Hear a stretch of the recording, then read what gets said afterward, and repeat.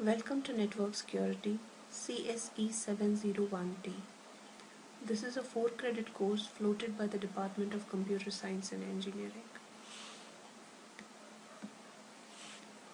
Computer networks, which was one of your 5th semester courses, took us through a number of things regarding network operation. And mainly we learned about how network hardware and software systems operate, and how different client-server applications use the underlying network facilities to communicate. The main objectives of the course network security would be that this course will help us to characterize security problems, describe the levels of security users expect from a network, and most importantly, it will explain to us the basic techniques to implement and increase network security.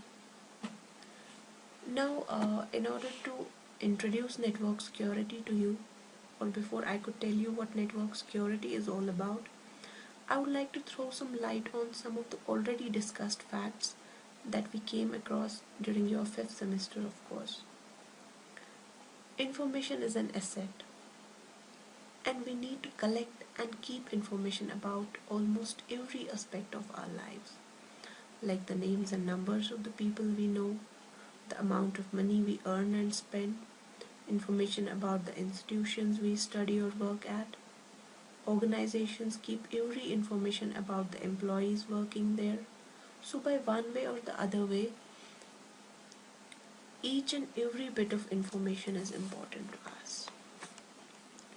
Now when we collect information about anything, it has to be stored somewhere. And what organizations did earlier was that they stored the information on physical files, and those files would be accessed further whenever they were needed. But when computers emerged and their use became common, when the number of computer systems being used increased enormously, this information storage became electronic.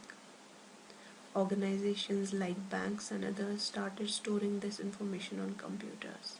Like these days, we do not store information on physical media anymore. We don't. Instead, we store it on computers. So the earlier trend was to store information on physical files. Afterwards, it was replaced, almost fully replaced by electronically storing the information. And after the emergence of computers, followed the emergence of computer networks. And as we all know that the biggest motivation behind emergence of computer networks was number one, communication, and number two, resource sharing. So welcome to the age of computer networks. The information has to be distributed now. It has to be shared. Now, be it the early conventional ways of storing information, or be it the electronic information inside a computer, or the information being shared over a network. Information is an important resource.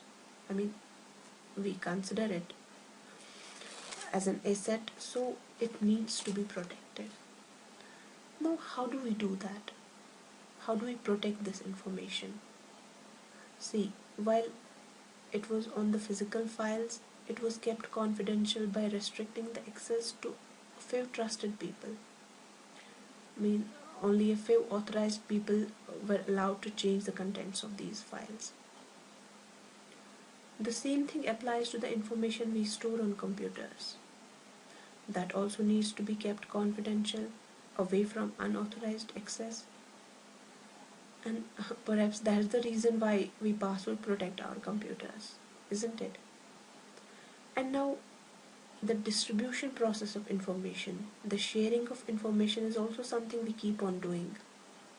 So, not only should the information be protected when it is stored inside a computer, there should be a way to maintain its security while it's being transmitted. And that is where the term network security comes into play. It involves a secure transmission.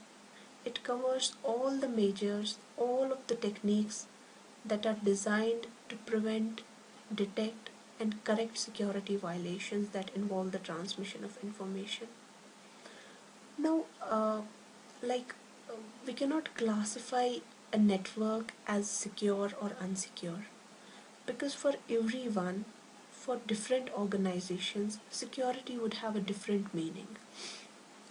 Like, for example, an organization that keeps sensitive business secrets may need to prevent outsiders from accessing the organization's computers.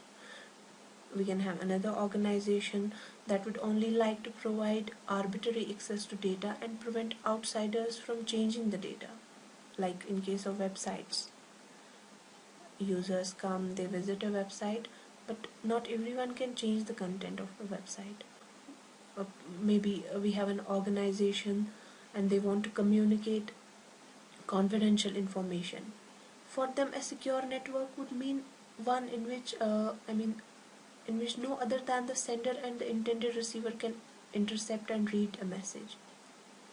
Or some organizations may have a complex definition of security that allows access to selected data or services and prevents access to sensitive data and services. So, the important thing to note here is that the security of information is an important concern. And regardless of the age we live in, the security requirements have never changed. They never did. The only difference is in the way we do it. The tools and techniques for protecting information have changed. And with the advancement in technology, the implementation of these security requirements has become more challenging and more difficult.